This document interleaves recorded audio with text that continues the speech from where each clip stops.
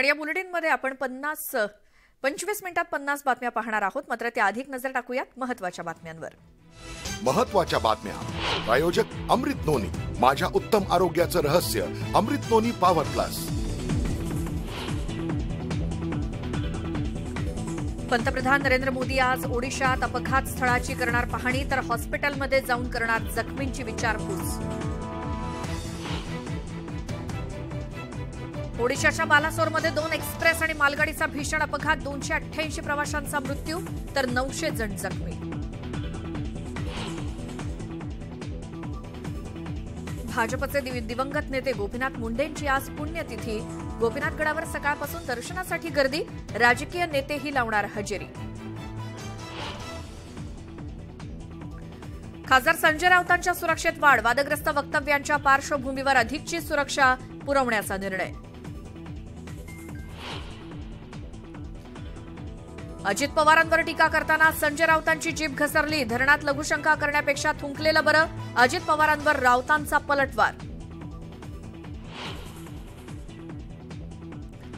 आजपासून नागपुरात राष्ट्रवादी काँग्रेसचं 2 दिवसीय ओबीसी शिबिर, शिबिरासाठी अजित पवार नागपुरात दाखल। समीर वानखेडेंना फेक ट्विटर अकाउंटवरून धमकी, सातत्यानं धमक्या येत असल्यानं वानखेडे पोलिसांकडे करणार तक्रार। सिद्धिविनायक न्यास मंदिराला महानगरपालिकेची नोटीस, अनधिकृतपणे लाडू बनवण्याचा कारखाना सुरू असल्यामुळे पाठवली नोटीस।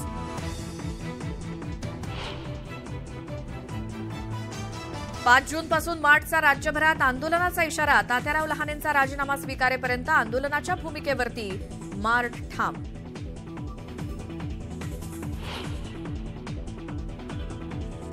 ओडिशातील रेल्वे अपघाताच्या पार्श्वभूमीवर पंतप्रधान मोदींनी बोलावली बैठक, बचाव कार्य आणि मदतीसंदर्भात घेणार आढावा।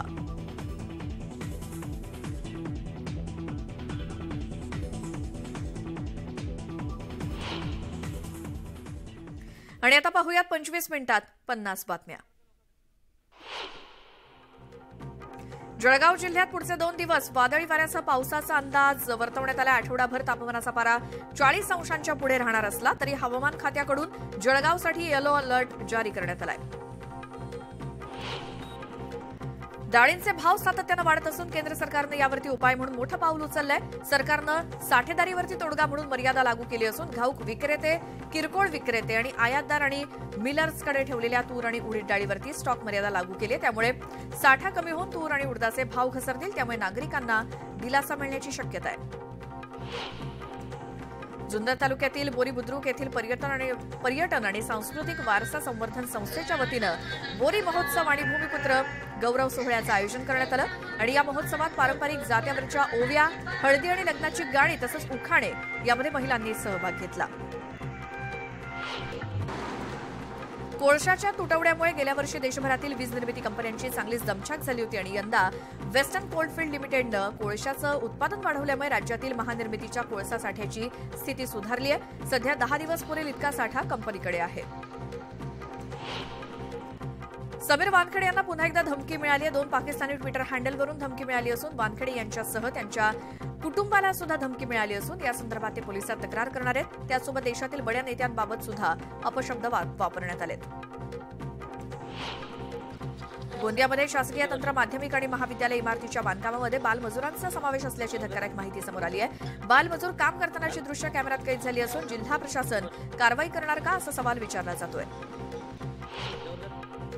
नाशिकमध्ये लाचखोर शिक्षणाधिकाऱ्यांच्या घरी एसीबीकडून झाडाझडती सुरू आहे। 50,000ची लाच स्वीकारताना एसीबीनं महानगरपालिकेतील शिक्षणाधिकाऱ्याला रंगेहात अटक केली आणि या प्रकरणी अधिक तपास सुरू आहे। छत्रपती संभाजीनगरमध्ये शिक्षणाचा ध्यास घेतलेल्या 2 बहिणींना 10वीच्या परीक्षेत घवघवीत यश मिळालं। कमी वयात लग्न झाल्यामुळे उषा मोरे आणि रत्नमाला मोरे यांना शिक्षण सोडावं लागलं होतं। मात्र वयाच्या 30व्या वर्षी त्यांनी 10वीची परीक्षा दिली आणि त्यांना 63% गुण मिळालेत। यशवंतराव चव्हाणांनी आपल्याला चांगली राजकीय संस्कृती दिली आणि त्या संस्कृतीचं सर्वांनी पालन करायला हवं असा सल्ला अजित पवारांनी संजय राऊतांना दिला। तर पवारांच्या या सल्ल्यावरती संजय राऊतांनी प्रत्युत्तर दिलंय। धरणात लघुशंका करण्यापेक्षा थुंकणं केव्हाही चांगलं असा पलटवार राऊतांनी केला। संजय राऊत आज त्र्यंबकेश्वर दौऱ्यावरती आहेत आणि कथित घुसखोरी वाद प्रकरणानंतर राऊतांच्या दौऱ्याकडे सर्वांचं लक्ष आहे. खासदार संजय राऊत यांच्या सुरक्षेमध्ये वाढ करण्यात आली आणि वादग्रस्त विधानांमुळे राऊत चर्चेत आहेत आणि शिवसेनेकडून त्यांच्या विरोधात जोडे मारो आंदोलन सुद्धा करण्यात येते. या पार्श्वभूमीवर नाशिक ग्रामीण पोलिसांकडून वाढ करण्यात आली आहे. अजित पवार चंद्रपूर दौऱ्यावरती आहेत. यावेळी त्यांनी दिवंगत खासदार बाळू धानोरकर यांच्या निवासस्थानी जाऊन त्यांच्या कुटुंबियांचं सांत्वन केलं. माजी विधानसभा उपसभापती मोरेश्वर टेमुर्डे यांचं देखील काही दिवसांपूर्वी निधन झालं होतं आणि त्यामुळे ते टेमुर्डे कुटुंबियांची सुद्धा भेट घेणार आहेत. आगामी निवडणुकीसाठी भाजपनं कंबर कसली 2024च्या तयारीला लागा आणि सोशल मीडियावरील लढाईसाठी सज्ज व्हा असं आवाहन उपमुख्यमंत्री फडणवीसांनी कार्यकर्त्यांना केलं. दरम्यान प्रचारासाठी सोशल मीडिया इन्फ्लुएन्सरची सुद्धा मदत घेतली जाणार आहे. गोपीनाथ मुंडे यांची 9वी पुण्यतिथी आहे आणि त्यानिमित्तानं परळीतल्या गोपीनाथ गडावरती सकाळपासूनच कार्यकर्त्यांनी गर्दी केली आणि अनेक नेते मंडळी सुद्धा गोपीनाथ गडावरती येत आहेत. छत्रपती संभाजीनगरमधील बेगमपुरात तरुणाची हत्या झाली आणि जुन्या वादातून आरोपींनी चाकून तरुणावरती वार केले. या तरुणाचा मृत्यू झाला आणि या प्रकरणी पोलिसात गुन्हा दाखल झाला.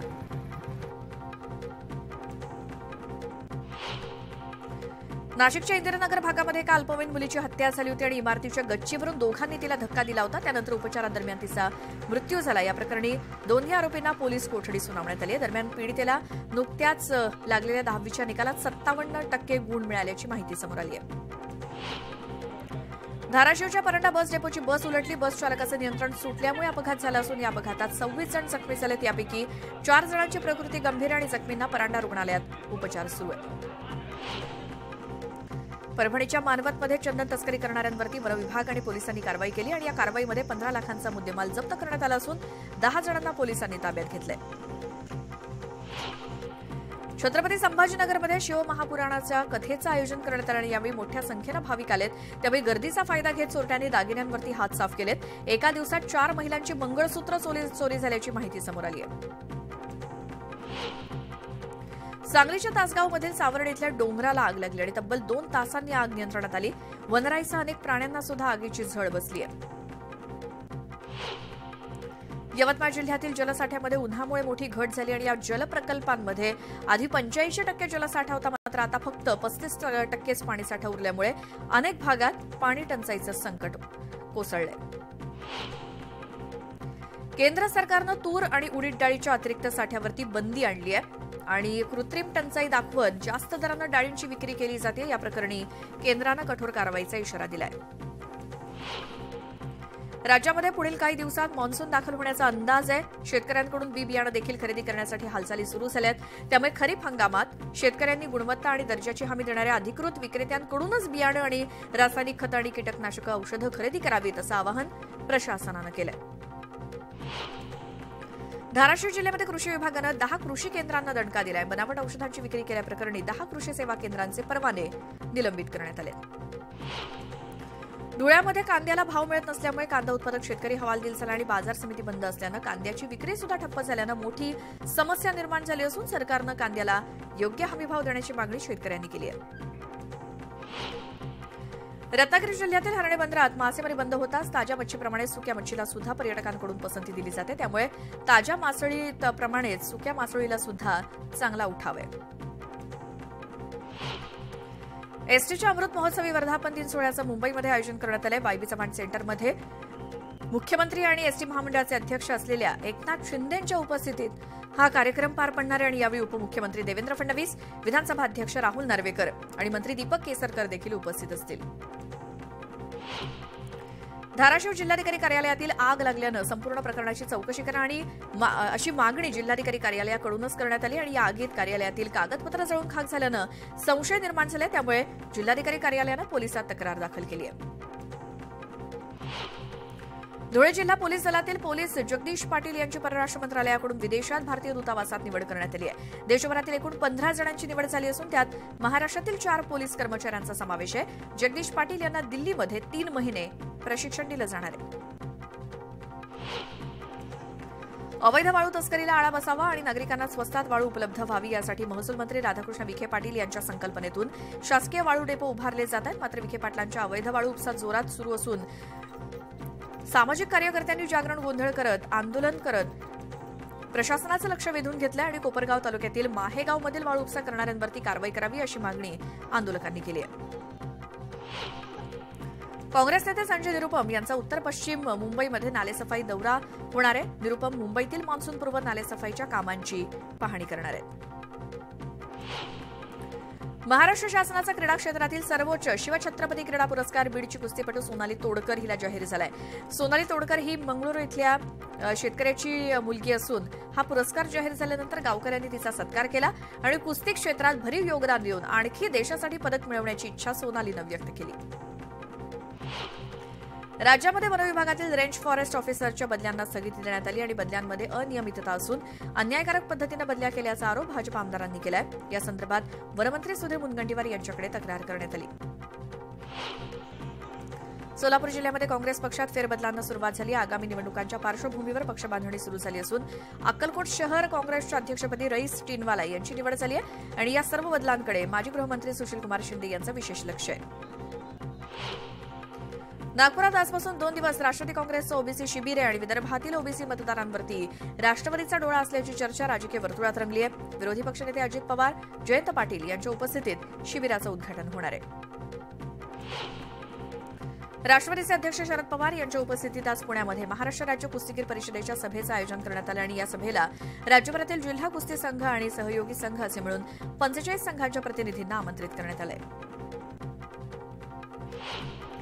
भाजपचे नेते ज्योतिरादित्य शिंदे हे कोल्हापूर जिल्ह्याच्या दौऱ्यावरती आहेत. कोल्हापुरातील मोदी ॲट 9 या कार्यक्रमाला ज्योतिरादित्य शिंदे उपस्थित राहणार आहेत. बीडच्या धारूर तहसील कार्यालयामध्ये स्मशानभूमीच्या नोंदीसाठी 2,000 रुपयांची लाच घेताना लिपिकाला रंगेहात पकडण्यात आलं. महेश कोकरे असं लाचखोर अधिकाऱ्याचं नाव असून लाचलुचपत प्रतिबंधक विभागाच्या अधिकाऱ्यांनी सापळा रचून ही कारवाई केली. बुलढाणा जिल्ह्यातील चावरा गावामध्ये चोरांचं प्रमाण वाढलंय आणि काही दिवसांपासून गावामध्ये मध्यरात्री चोरीच्या घटना घडत आहेत. त्यामुळे ग्रामस्थ हातात लाठ्याकाठ्या घेऊन राखण करतायत आणि या चोरांचा लवकरात लवकर बंदोबस्त करावा अशी मागणी ग्रामस्थांनी पोलिसांकडे केली आहे.